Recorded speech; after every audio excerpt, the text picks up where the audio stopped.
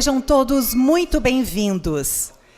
A SIC Caxias retoma nesta segunda-feira, de modo presencial, um de seus principais eventos. Esta reunião-almoço ocorrerá de forma híbrida, sendo transmitida também em nossa página no Facebook e no YouTube. Compartilhe conosco a sua participação, marcando @SIC Caxias nas redes sociais. Reiteramos que este evento segue uma série de medidas de higiene e segurança de acordo com as determinações dos órgãos competentes de saúde. Sob o comando do presidente Ivanir Gasparim, que deseja a todos vocês boas-vindas, teremos como palestrante o diretor superintendente de Serviços Financeiros e Relações Institucionais das empresas Randon, Juarez José Pitinini, que falará sobre as reformas necessárias para o crescimento econômico sustentável do Brasil. Estão presentes conosco o prefeito de Caxias do Sul, senhor Flávio Cassina, representando a Câmara de Vereadores de Caxias do Sul, vereador Paulo Périco, o reitor da Universidade de Caxias do Sul, professor Evaldo Cuiava.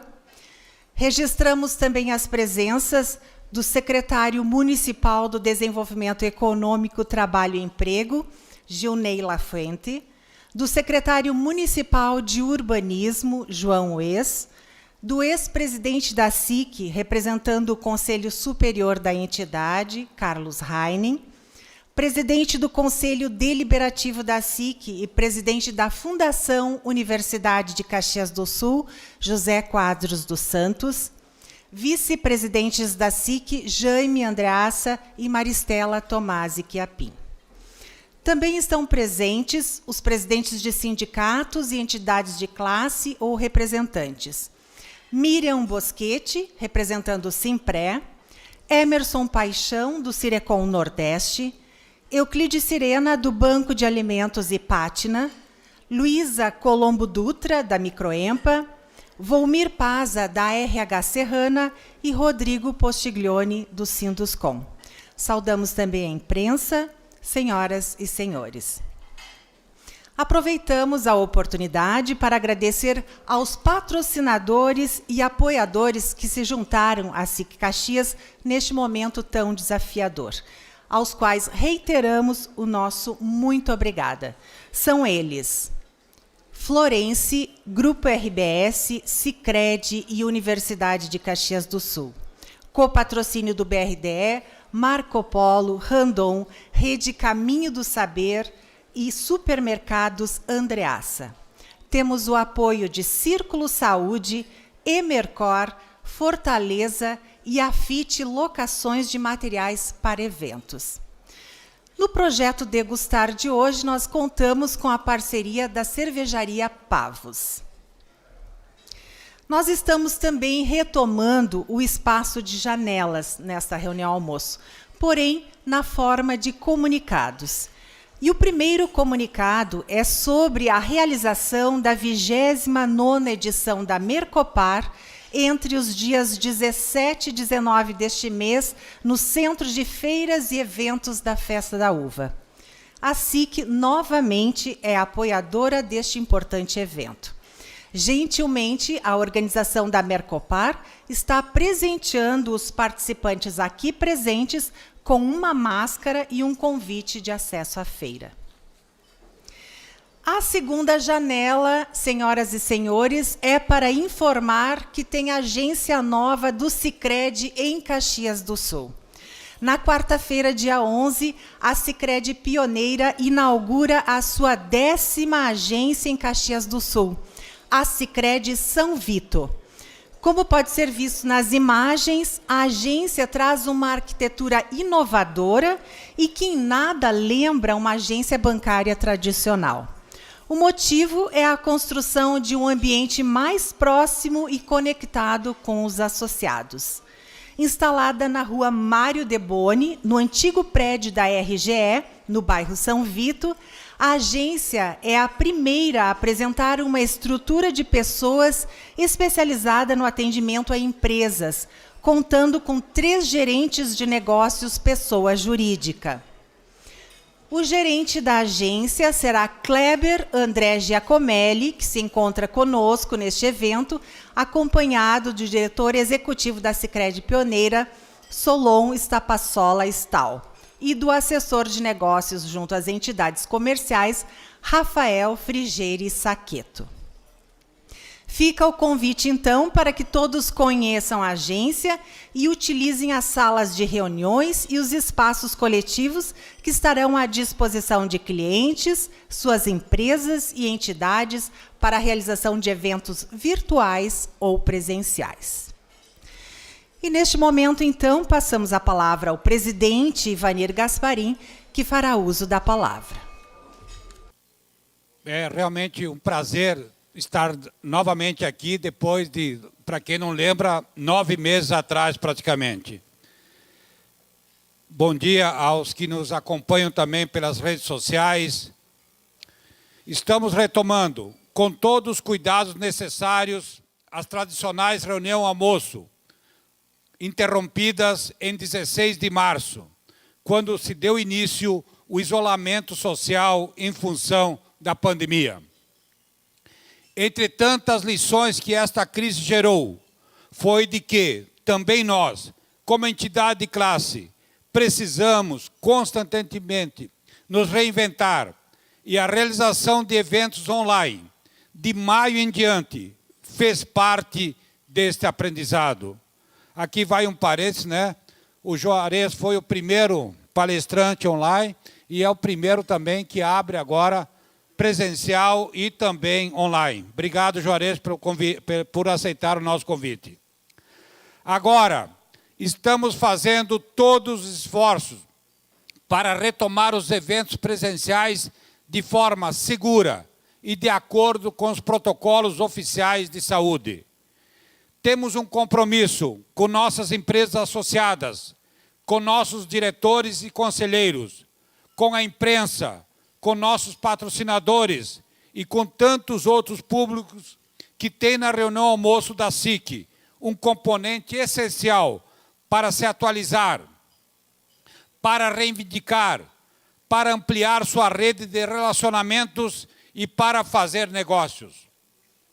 Ao retomar os eventos presencialmente e permanecendo nas plataformas digitais, tentamos trazer os melhores conteúdos possíveis e as oportunas análises de cenário, dando prosseguimento à nossa missão de sinalizar tendências, fortalecendo a livre iniciativa e a capacidade de empreender, iniciada lá em 1901, quando essa entidade foi fundada. Historicamente, é nos períodos de crise que o associativismo se fortalece. E as entidades de classe, como a SIC, têm o propósito de amparar seu quadro associativo. Ressaltamos a importância de as empresas manterem suas entidades ativas, para que elas continuem representando a classe empresarial nas suas reivindicações e trazendo soluções que priorizem o desenvolvimento. Por isso, é uma alegria contar com a presença e audiência de todos vocês. Antes de passarmos a palavra ao nosso palestrante, gostaria de deixar um convite para que prestigiem a 29ª Mercopar, que vai ocorrer de 17 a 19 deste mês, no Parque de Eventos da Festa da Uva. E aqui também estou acompanhando, vai ser praticamente uma das primeiras feiras pós-pandemia. E também algo futurista em termos de tecnologia. A organização da feira, por meio do SEBRAE e da Fiergues, está atenta às adaptações necessárias para que todos os protocolos de segurança na prevenção da Covid-19 sejam atendidos. Sempre é bom lembrar que a Mercopar é uma das maiores feiras de inovação industrial da América Latina e se transformou em importante espaço de geração de relacionamento e negócios, disseminação de conhecimento sobre tendências da indústria e estímulo à economia. Como tradicional parceira e apoiadora da feira, a SIC não tem a menor dúvida de que a Mercopar contribuirá para a retomada da atividade industrial no Brasil pós-pandemia, conectando expositores e potenciais clientes. Por fim, cabe ressaltar que no próximo domingo, dia 15, teremos a oportunidade de exercer nossa cidadania, emitir nossa opinião sobre qual será a melhor proposta para governar Caxias do Sul. Estamos diante de um momento extremamente importante para a democracia e para o futuro do nosso município. E assim que espera que seja uma eleição em que prevaleça a ordem e a civilidade.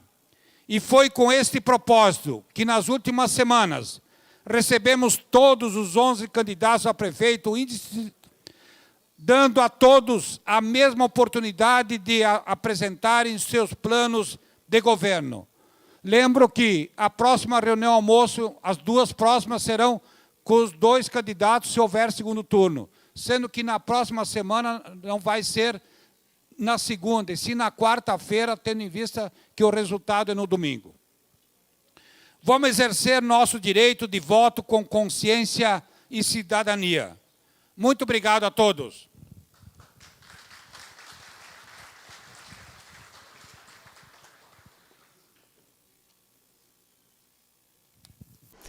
Nosso palestrante, Juarez Piccinini, além de diretor superintendente de Serviços Financeiros e Relações Institucionais das empresas Randon, é também conselheiro fiscal das lojas Renner.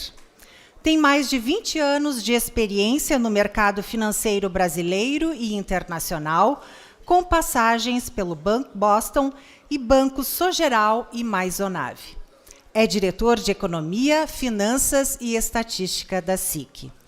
Passamos a palavra, então, a Juarez Piccinini e desejamos a todos um ótimo evento. Alguns organismos internacionais eles indicavam de que o Brasil teria uma contração de PIB de 2 dígitos.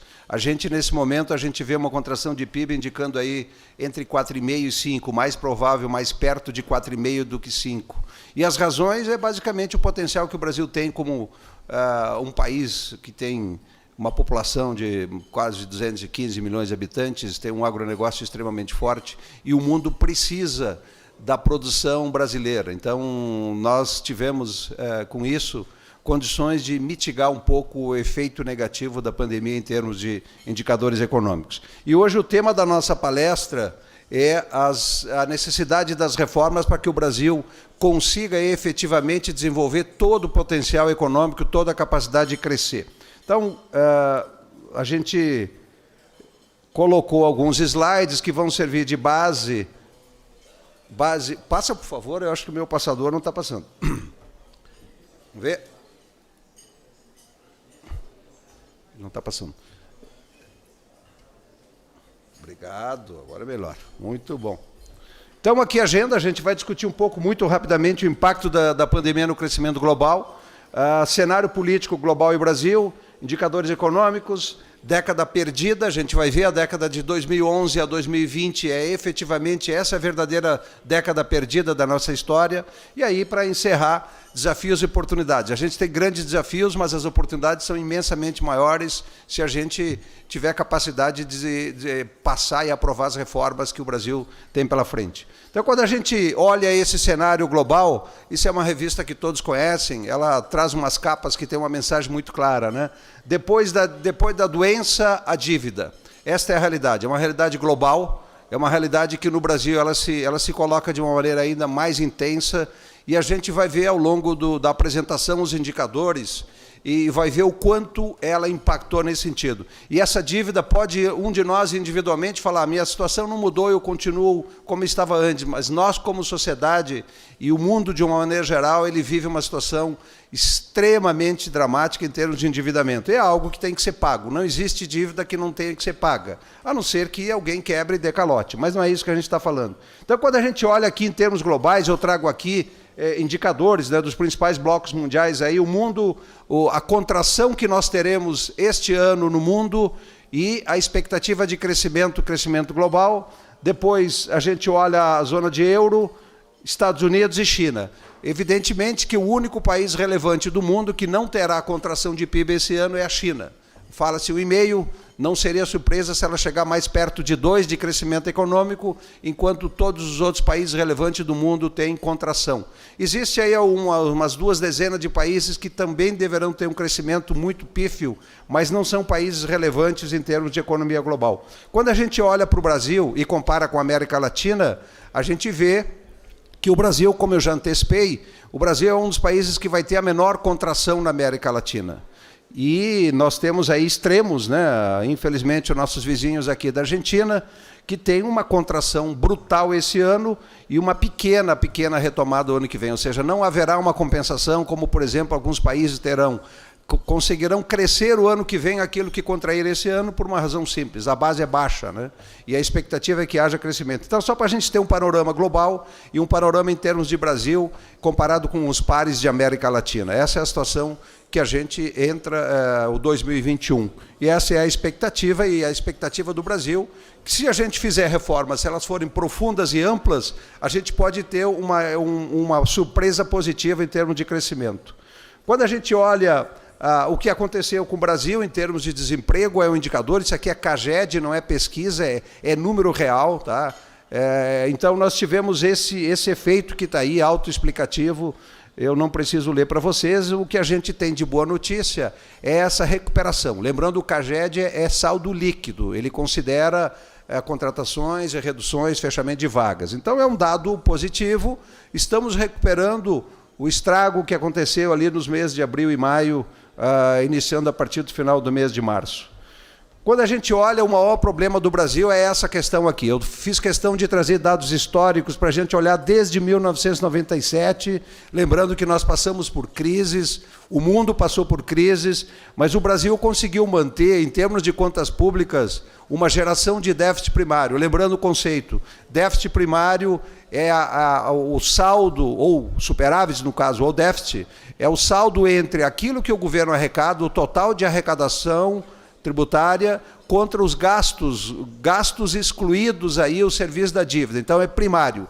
O gasto total, o déficit total, nominal, ele é maior. Mas o primário, por que ele é determinante? Porque ele mostra o quanto o governo está conseguindo conter seus gastos em relação à capacidade de arrecadação. E a arrecadação, ela deveria ser crescente em função de PIB crescendo, e não em função de aumento de alíquota ou alíquota elevada. Mas esta é a nossa realidade. A gente tem um déficit esse ano estimado aí na faixa de 12% do PIB, traduzido em números, isso é mais de 900 bilhões de reais. Lembrando que nós temos um PIB de 7 trilhões, ou seja, quase 1 trilhão de reais de déficit. E este déficit foi gerado por conta de todos os programas de apoio, de etc., que não se questiona, mas a realidade é, precisamos enfrentar esse problema agora. E para isso é importante, como eu disse, que reformas sejam feitas. Quando a gente olha o déficit, se gasta sem ter dinheiro, evidentemente, cria dívida. E é isso que aconteceu no Brasil. Então, essa relação da dívida pública em relação ao PIB, esse é o histórico dela. Até os anos aí 2010, 2012, mais ou menos, início de 2013, o Brasil conseguiu, em função do superávit primário, conseguiu fazer uma pequena redução da dívida pública. Na medida em que começou, a partir já de 2013, 14, lembrando, 2014 foi ano de reeleição de quem estava no governo, aí o gasto público sobe. E aí é uma equação que não é tão complexa de entender, mas ela tem uma correlação. Na medida em que as contas públicas enfraquece o crescimento de PIB, cai a arrecadação e as despesas públicas só têm aumentado ao longo de décadas. Então, nessa hora, começa a aparecer o problema. E aí a gente tem esse problema agravado, quer dizer, acho que é importante lembrar com o impeachment de 2016, e a partir de 2017 começou-se com uma mudança de política de gestão pública no cenário econômico, a gente começou a ter um equilíbrio das contas públicas, a busca pelo equilíbrio e uma estabilização da dívida pública. A partir de 2020, infelizmente, a pandemia não permitiu que esse processo continuasse. Então, o resumo da situação das contas públicas federais consolidadas, né? Eu lembro sempre que se a gente pegar isso estado por estado e pegar o nosso estado do Rio Grande do Sul, a situação do estado é ainda pior do que o que a gente apresenta aqui. Então, eu resumo em termos históricos de resultado primário, e o que a gente tem para 2020 e a expectativa para 2021. Pressupõe aqui, como eu disse, que esses programas de auxílio nesse período, eles não continuem e que haja alguma reforma, pelo menos, que tenha efeito em 2021. Mas o mais importante é que as reformas aconteçam, mesmo que o efeito em termos de caixa aconteça ao longo do tempo, é importante que tenha a sinalização de que ao longo do tempo será resolvido. Então, em termos de déficit nominal, como eu sinalizei antes, a diferença entre o primário e o nominal é basicamente o serviço da dívida, e a relação da dívida em relação ao PIB, que está em 95%, 96%, e, infelizmente, antes dela começar a reduzir, ela vai subir um pouco mais. Espera-se que dentro de 2 ou 3 anos a gente tenha a reversão disso, assumindo que as reformas sejam feitas. Aqui um pouco eu trago esse gráfico para mostrar, espero que vocês consigam ler aí os dados históricos, né?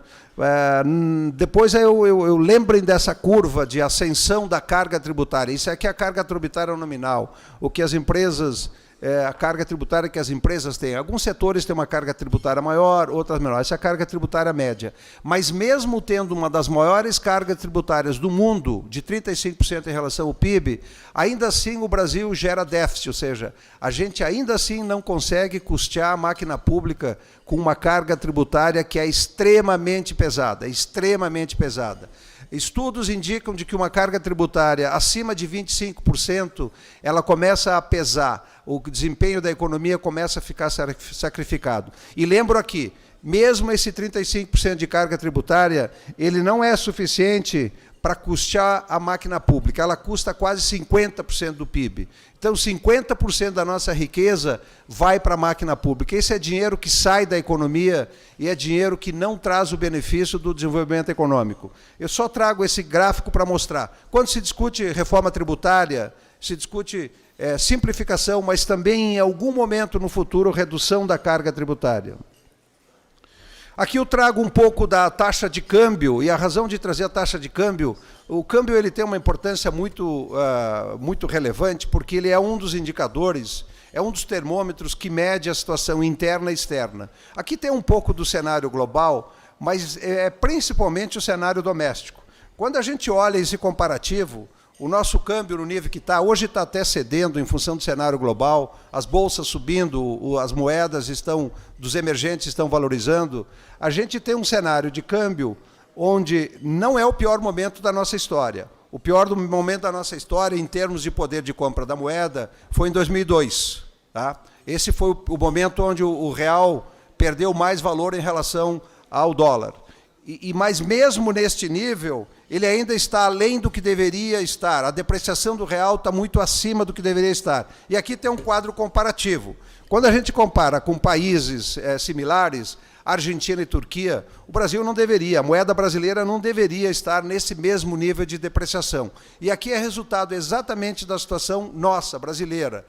Tem a ver com esse cenário global, mas tem muito a ver com a situação do Brasil, que é o risco de o Brasil não fazer o dever de casa e o risco do Brasil ter dificuldade de enrolar dívida pública, o risco do Brasil ter dificuldade de ter crescimento econômico em função da falta de reformas. E as reformas nós sabemos, a principal delas, ou são reformas, não é uma única, reformas que reduzem o custo da máquina pública, reformas que diminuam a transferência de recursos do setor produtivo para o setor de gestão pública nossa, ou seja, nós pagamos demais para ter um serviço público de baixa qualidade.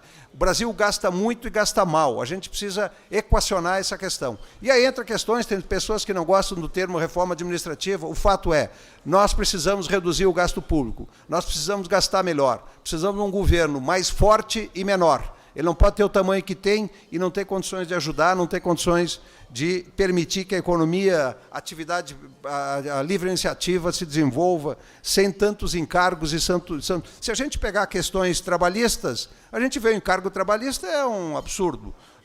O que as empresas pagam, o funcionário leva para casa metade do que a empresa paga. Isso não pode acontecer. Nós temos que discutir essas reformas e pensar nelas.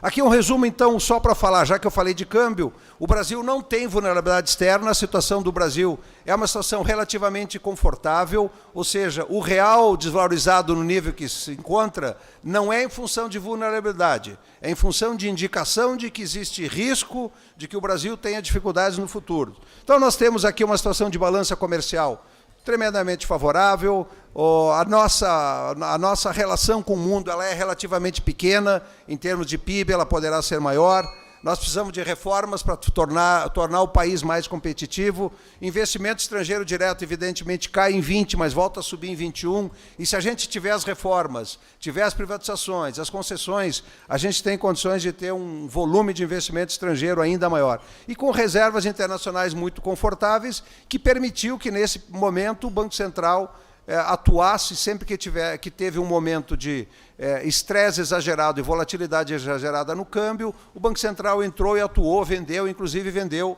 reservas, não só através de operações derivativas, mas venda efetiva de moeda, por isso a redução das nossas reservas. Aqui um pouco do cenário de PIB, né? Como eu falei já ao longo da minha apresentação, mencionei mais de uma vez, a gente tem, então, uma projeção de contração de PIB aí na faixa dos 4,5%, 4,8%, e o ano que vem uma recuperação de 3,3%. Isso é quase que um cenário meio básico, digamos. Mas se tiver velocidade maior de reformas do que o esperado, pode ter um crescimento maior. Se tiver velocidade menor de reformas, a gente pode nem ter esse crescimento. Por isso a importância das reformas, eu enfatizo. E aqui, quando a gente olha, depois a gente vai olhar um pouco em termos de década, a gente vê os momentos em que o Brasil, isso aqui fundamenta um pouco o que eu vou mostrar na sequência em relação à nossa década de 2011 e 2020. Aqui mostrando, então, a inflação mudou de patamar, é importante lembrar que o Brasil persegue, assim como outros países, como Estados Unidos, Inglaterra, Alemanha, o Brasil persegue, tem uma meta de inflação. A meta de inflação para o ano que vem ela cai para 3,75% e é medido pelo IPCA, índice de preço ao consumidor, amplo. Não é o índice de preço IGPM, por exemplo, que a gente vai ver. Então, em termos de IPCA, o cenário é relativamente tranquilo, teve um movimento aí de alta recente em função dos alimentos, em função de dólar, em função de demanda, mas não se espera que haja, digamos, um descontrole da inflação medida pelo IPCA. Aqui a gente, que eu falei antes, né, eu meio que preparei aí para falar essa informação, para dar essa informação. A década de 2011 a 2020, isso aqui é crescimento anual, 0,14. Se a gente elevar na 10ª potência, isso aqui dá menos de 1,5%, não dá 2%. Esta é a verdadeira década perdida da nossa história, Brasil, começando aqui nos anos 900. Pode voltar lá atrás, desde a proclamação da República, o Brasil nunca teve uma década com desempenho tão fraco. E chama atenção aqui o destaque, né? Aqui é meramente uma avaliação econômica, a década de maior crescimento econômico, o milagre brasileiro, foi de 71 e 80. Se pegar isso aqui e levar na 10ª potência, dá um crescimento acumulado de 128%. 128% de crescimento numa única década, ou seja, o PIB, se nós tivéssemos tido esse crescimento de 2011 a 2020, o nosso PIB hoje ele seria mais do que o dobro. É esse todo o tamanho de perda que a gente teve na década de 2011 a 2020. E aqui eu com algum grau de confiança, a gente pode afirmar que nós temos todas as condições de entrar num quarto ciclo de crescimento econômico. O primeiro deles foi no pós-guerra, nas grandes guerras, Segunda Guerra Mundial. Depois, o segundo deles foi nesse período aqui do regime militar. Depois, a gente poderia ter tido aqui no período do boom das commodities, a China entrando, comprando tudo, mas a gente já pagava o preço aqui de ter uma carga tributária elevada, o custo do Brasil elevado, e a gente não capturou todo esse potencial de crescimento que poderia ter sido representado aqui nessa década, e aí a década perdida, 2011 e 2020. Então, se os senhores que estão aqui têm empresas saudáveis e crescerem nessa década de 2011 a 2020, parabéns, porque não foi fácil. Olha o que mostra aqui. Então, por isso eu digo, nós temos todas as condições, se reformas forem feitas, de a gente ter uma década de crescimento, década ou mais, de crescimento econômico sustentável, com geração de riqueza, com desenvolvimento econômico, desenvolvimento social, o poder aquisitivo saindo do nível que se encontra atualmente, dobrar. Isso aconteceu na década em que o Brasil cresceu mais de 100% numa década. Esse é um pouco do resumo, essa é a minha tese de que nós temos todas as condições de ter aí uma década pela frente, até 2035, 40, um crescimento como a gente teve em algum período lá atrás. Agora, para isso precisa as reformas. Redução do tamanho do gasto, redução da carga tributária, permitir que a atividade econômica cresça, e cresça com maior liberdade, sem excessiva interferência do Estado. Que sempre que o Estado tenta interferir, dá no que deu aqui, que a gente conhece a história, a gente nem gosta de lembrar. Vamos olhar para frente. Resumo, então, dos principais indicadores. Em termos de PIB, como eu falei antes, 4,8% de contração. PIB em dólares, em termos absolutos, algumas vezes as pessoas não têm, então eu trouxe aqui em termos didáticos, né? Quer dizer, nós temos um PIB de 7 trilhões e quase uma dívida de 7 trilhões, infelizmente. E deverá chegar a 100% do PIB, infelizmente. Mas esperamos que isso seja passageiro. A Selic, a taxa básica de juros, isso é histórico, nunca esteve nesse nível. É importante lembrar que 2% de taxa de juros, em termos técnicos, significa uma taxa básica de juros expansionista. A intenção é que ela gere estímulo para que as pessoas consumam. Ela desestimula a poupança, a gente precisa de poupança sim como economia, mas ela permite também que as pessoas tomem dinheiro emprestado, que as empresas tomem dinheiro emprestado e que o custo da dívida das empresas seja menor. A expectativa é que ela suba ao longo do tempo e que ela vá em níveis aí, não se sabe ainda no Brasil qual é a taxa de equilíbrio, mas se estima que seja entre 4,5%, 5%, 5,5%, que é uma taxa onde ela não é expansionista e ela também não é punitiva. Lembra que a taxa de juros, a Selic, ela é um instrumento de política monetária. Ela permite a expansão ou contração da atividade econômica. Assim funciona em qualquer país e o Brasil, se fizer as reformas, passa a funcionar como um país normal. Então, aqui, como eu citei antes, alguns de vocês das empresas na área de suprimentos devem estar sentindo aumento do custo, né? Isso é uma decorrência da paralisação das atividades, da desestruturação das cadeias de suprimento, mas espera-se que seja passageiro e que, projetado para 2021, a gente volte a ter um IGPM em níveis, digamos, normais. E o câmbio, a expectativa de câmbio, como eu disse, a gente já vê o câmbio hoje cedendo, e é em função justamente de uma expectativa das reformas andarem no Congresso. As notícias mais recentes indicam de que pelo menos a reforma tributária ela deve andar, pelo menos se não andar aprovada em ambas as casas, pelo menos seja aprovada mesmo depois da eleição municipal e mesmo tendo essa questão da definição dos presidentes das casas no Congresso, a reforma ande. Essa é a expectativa e um pouco disso está refletido nos mercados, de bolsa e de câmbio.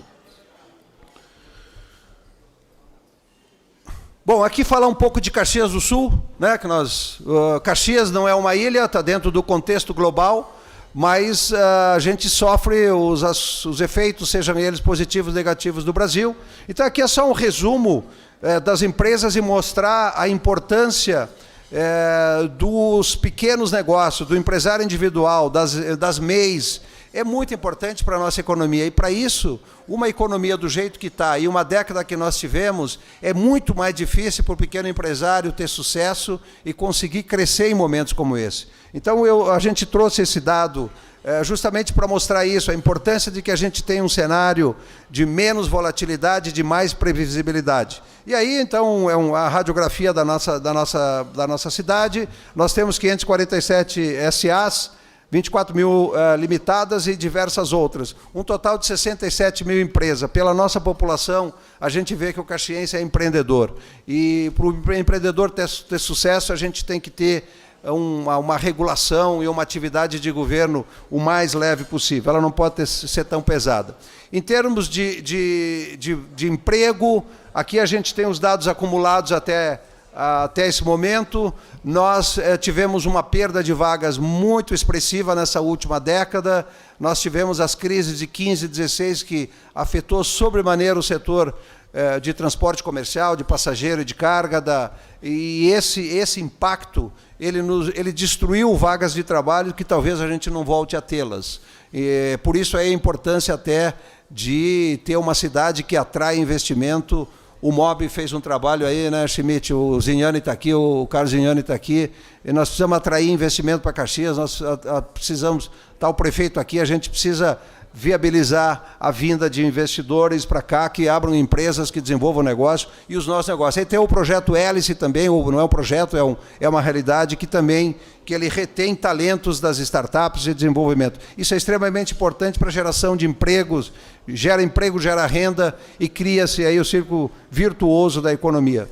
Bom, para encerrar, desafios e oportunidades. Obrigado, presidente.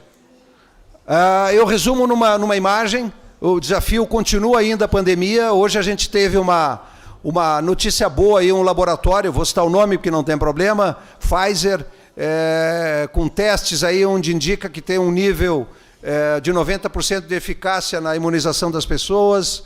Isso é parte do desafio, mas isso não depende do Brasil, depende do mundo.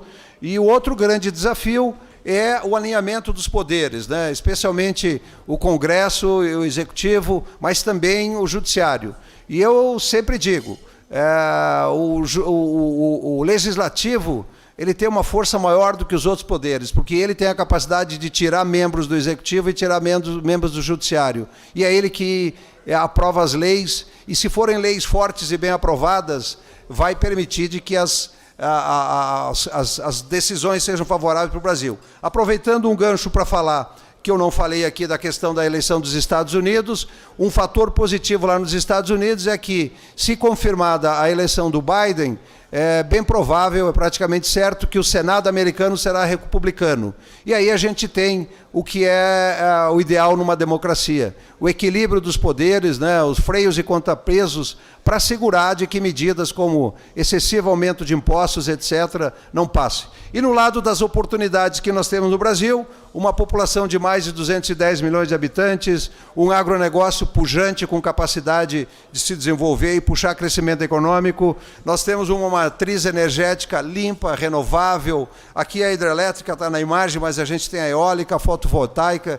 É algo que o Brasil tem um potencial monumental para enfrentar esse período em que a gente vai estar enfrentando hoje e se preparar para o futuro, onde a gente vai ter a eletrização como sendo o principal, talvez, motor aí do desempenho das atividades econômicas, uma fonte de energia barata e renovável. E o Brasil, grande produtor não só de commodities agrícolas, mas commodities minerais, tanto os minerais normais como os minerais nobres, que nós sabemos que o Brasil tem reservas monumentais. A gente tem um grafeno aí que Caxias, né, reitor, aqui é algo fantástico. Então, isto é Brasil, é o desafio, mas é o país que reúne as maiores condições do mundo. Basta a gente ter capacidade como sociedade, se organizar e aprovar, exigir a aprovação das reformas e as reformas certas.